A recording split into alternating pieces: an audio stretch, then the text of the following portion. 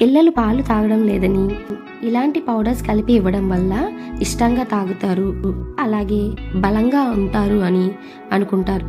కానీ ఇలాంటివి ఇవ్వడం వల్ల మనకి ఎలాంటి ఉపయోగం ఉండదు, డబ్బులు కూడా వృధా అవుతాయి. సో దానికన్నా బలంగా ఉండే ప్రోటీన్ మిల్క్ పౌడర్ని ఇంట్లోనే రెడీ చేసుకోవడం ఎలాగో నేను ఇప్పుడు చూపిస్తాను. ఈ పౌడర్ని ఒక స్పూన్ను మనం పాలలో కలిపి మరగబెట్టి పిల్లలకి ఇస్తే కనుక చాలా టేస్టీగా ఉంటుంది, చాలా healthy and simple recipe. So ఒకసారి ఇది ట్రై చేయండి అండ్ దీన్ని మనం 1 month వరకు స్టోర్ చేసుకోవచ్చు. సో లేట్ చేయకుండా ఇది ఎలా చేయాలో చూసేద్దాం.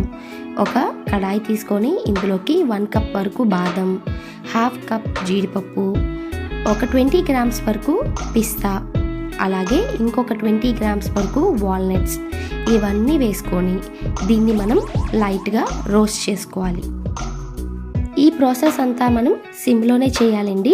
అలాగే కంటిన్యూస్గా కలుపుకుంటూ మనం దీన్ని రోస్ట్ చేసుకోవాలి, లేదంటే కనుక అవన్నీ కూడా మాడే ఛాన్సెస్ ఉంటాయి. ఇలా రోస్ట్ అయిన తర్వాత ఇందులోకి నేను 1 teaspoon వరకు సోంపు వేస్తున్నానండి. ఇలా వేయడం వల్ల మంచి టేస్ట్ అయితే వస్తుంది. ఇవన్నీ హెల్దీ ఫుడే కాబట్టి మనం ఎలాంటి భయం అయితే పెట్టుకోక్కర్లేదు. సోంపు మాత్రం మనం లాస్ట్లోనే వేసుకోవాలి, లేదంటే కనుక మాడిపోతుందండి. సో ఈ విధంగా రోస్ట్ చేసుకున్న తర్వాత దీన్ని చల్లారబెట్టుకోవాలి. ఇలా చల్లారిన తర్వాత ఒక మిక్సీ జార్ తీసుకొని ఇప్పుడు ఇవన్నీ కూడా ఆ మిక్సీ జార్లోకి యాడ్ చేసేసుకోవాలి.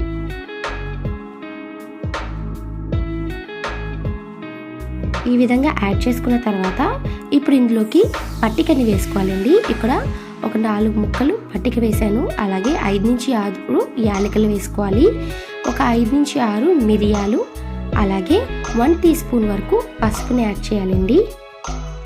అలాగే ఇప్పుడు ఇందులోకి నేను ఒక జాజికాయ తీసుకొని దీన్ని నేను చూపించిన విధంగా గ్రేట్ చేసేసుకోండి.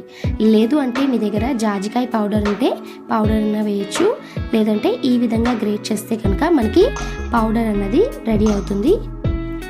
సో ఈ విధంగా ఇవన్నీ పెట్టుకొని మనం దీన్ని మిక్సీ పట్టేసుకోవాలి. ఇది మనకి ఫైన్ పౌడర్ అయినంత వరకు మనం దీన్ని మిక్సీ పట్టుకోవాలి. మధ్య మధ్యలో ఆపుకుంటూ చేయండి, లేదంటే కనుక ఆ హీట్ వల్ల అది ముద్దగా అయిపోతుంది. సో చూడండి, ఈ విధంగా పౌడర్ లాగా రెడీ చేసేసుకోవాలి. ఇది మనం మిక్సీ పట్టిన తర్వాత ఓపెన్ చేయగానే మనకి ఆ స్మెల్ తెలిసిపోతుందండి, చాలా బాగుంటుంది. ఇప్పుడు దీన్ని ఎలా మిక్స్ చేసుకోవాలో చూపిస్తాను. ఇప్పుడు ఒక గిన్నెలోకి పాలను వేసుకోవాలి. పాలు వేడైన తర్వాత ఇప్పుడు ఇందులోకి 1 స్పూన్ వరకు మనం ప్రిపేర్ చేసుకున్న ఈ పౌడర్ని అయితే కలిపేసుకోవాలి. కలుపుకున్న తర్వాత దీన్ని మనం కంటిన్యూస్గా తిప్పుతూ ఉండాలేదండి, లేదంటే ఉండలు కట్టేస్తుంది. సో ఇలా కలుపుకుంటూ ఆ పౌడర్ యొక్క ఫ్లేవర్స్ అన్నీ కూడా పాలల్లో దిగినంత వరకు మరిగించుకోవాలి. ఇలా మరిగిన తర్వాత కొంచెం చల్లారిన తర్వాత మనం గ్లాస్లోకి ట్రాన్స్ఫర్ చేసుకుని మనం పిల్లలకి ఇస్తే కనుక చాలా అంటే చాలా టేస్టీగా ఉండే ఈ హెల్దీ డ్రింక్ని అస్సలు వదలకుండా తాగుతారండి.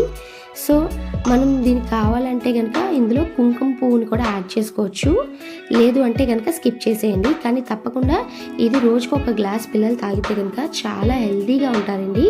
అండ్ దీన్ని మనం ఈజీగా స్టోర్ కూడా చేసుకోవచ్చు.